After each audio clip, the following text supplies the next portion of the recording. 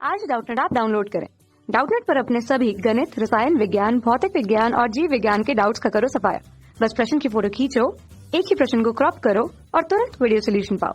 अभी डाउनलोड करें। क्वेश्चन हमें दिया हुआ है कि निम्न में से कौन सी राशियां शून्य विभव या शून्य स्थितिज ऊर्जा के चयन पर निर्भर नहीं करती हैं। तो हमें विकल्प में दिया हुआ है कि किसी बिंदु पर विभव का जो मान होता है वो शून्य विभव या शून्य स्थितिज ऊर्जा के चयन पर निर्भर नहीं करता, या दो बिंदुओं के बीच का विभवांतर का मान, तीसरा दो आवेशों के समूह की स्थितिज ऊर्जा में अंतर का मान, या दो आवेशों के समूह की स्थितिज ऊर्जा पर। कौन सा मान यहाँ पर सही होगा वो हमें देखना है। देखिए, कोई बोला है कि किसी बिंदु पर अगर हम शून्य विभव या शून्य स्थितिज ऊर्जा के चयन पर निर्भर नहीं करते हैं। मान लीजिए हमारे पास कोई बिंदु है, बिंदु पर आवेश यहाँ पर Q होता है, हम ये मान के चलते हैं, और बिंदु P से हम रिप्रेजेंट करते हैं। ठीक है, इस बिंदु पर अगर हमें विभव का मान ज्ञात करना होता है, सबसे पहले तुलना करेंगे कि शून्य विभव की स्थिति कहाँ पर मौजूद होती है। कोई एक अन्य बिंदु यहाँ पर क्या इसके आसपास है जहाँ पर विभव का मान शून्य होगा, ये हम लेके चलेंगे। ये हम कंसिडर करके चलता, हम ये पता करेंगे कि ये जो बिंदु हमारे पास मौजूद होता है, ठीक है, पी बिंदु, वो विभव से कितना, शून्य विभव वाले बिंदु से कितना दूर या कितना पास है। तो हाँ, हम ये कह सकते हैं कि कौन सी राशियां जो यहाँ पर है, पहला कि किसी बिंदु पर विभव का मान शून्य विभव पर निर्भर करता है, तो ये शून्य विभव पर निर्भर करता है, तो हमारे लिए ये सही होगा, लेकिन विकल्प के रूप में इसका मान गलत होगा। ठीक है, तो पूछा है कि निर्भर नहीं करती, तो ये तो निर्भर करती है। इस प्रकार से दो बिंदुओं के बीच अगर विभवांतर हमें देखना है, मान लीजिए दो बिंदुएं हमारे पास हैं, ठीक है, ये तो हमारे पास ऑप्शन ए रहा। अब ऑप्शन बी को अगर हम कंसिडर कर रहे हैं तो उसके अनुसार दो बिंदुएं हमने ले ली, दो बिंदुएं हैं, मान लीजिए ए है और मान लीजिए बी है। ठीक है, इनमें विभव का मान क्रमशः वी ए हमने ले रखा और वी बी हमने ले रखा। तो विभव विभवांतर का मान देखना है, वी के रूप में रिप्रेजेंट करेंगे, तो मान यहाँ पर क्या होगा, वी ए ऋण वी बी के रूप में हम ले लेते हैं मॉड पर। ठीक है, मान धनात्मक रूप से अगर हम बिंदुओं के बीच विभवांतर के मान को लेते हैं, तब यह शून्य विभव के मान पर निर्भर नहीं करता है। क्योंकि मान लीजिए अगर हमने शून्य विभव भी किसी बिंदु पर ले रखा है, ठीक है, तो हम शून्य विभव, मान लीजिए वो बिंदु ओ है और बिंदु पर हमने विभव का मान शून्य तो ले रखा, कंसिडर कर रखा, तो हम ए की तुलना पहले बिंदु ओ से कर लेते हैं और सेपरेटली बी की तुलना हम शून्य बिंदु से कर लेते हैं, मतलब शून्य विभव वाले बिंदु से कर लेते हैं। तो इस बीच अगर हम इसका डिफरेंस भी निकालें तो ये बिल्कुल इससे इंडिपेंडेंट है, या इस पर निर्भर नहीं कर रहा है, शून्य विभव के मान पर या शून्य विभव के बिंदु पर निर्भर नहीं कर रहा है।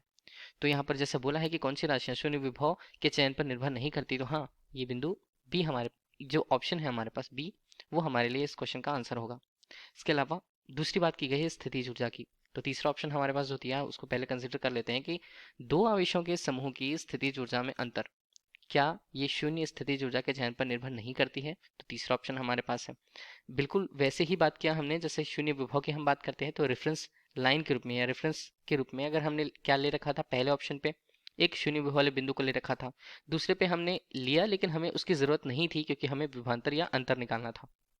तीसरा भी वैसे कुछ है, अगर हम कोई बिंदु से एक नियत दूरी पर हमने दूसरा बिंदु स्मॉल बी ले रखा, इस बीच पे हमें इन दोनों बिंदुओं के बीच हमें क्या चाहिए, स्थितिज ऊर्जा में अंतर का मान चाहिए। मान लीजिए कोई एक ऐसी बिंदु रेफरेंस के रूप में है जहां पर स्थितिज ऊर्जा का मान शून्य होगा। ठीक है, यू के रूप में इस बिंदु पर मान को हमने शून्य कहा और बिंदु को ओ से रिप्रेजेंट कर दिया। तब अगर हम स्थितिज ऊर्जा में अंतर देखें तो पहले ही हम देख लेते हैं कि ए का ओ बिंदु के रेफरेंस में वैल्यू कितना है, बी का ओ बिंदु के रेफरेंस पे वैल्यू कितना है। अब इसका डिफरेंस अगर हमें देखना है डायरेक्टली, तो हम यहाँ पर इनके मान को देखिए, यू ए हमने ले रखा और यू स्मॉल बी हमने ले रखा स्थितिज ऊर्जा के मानों में, और स्थितिज ऊर्जा में अंतर हमें निकालना है तो यू के रूप में प्रेजेंट करेंगे। मान यहाँ पर होगा यू ए ऋण यू बी के रूप में, ये भी हमने मॉड पे ले रखा। ठीक है, ये भी हम बता रहे हैं। तो इस तरह से ये रेफरेंस बिंदु या शून्य स्थितिज ऊर्जा के बिंदु पर निर्भर नहीं करता है।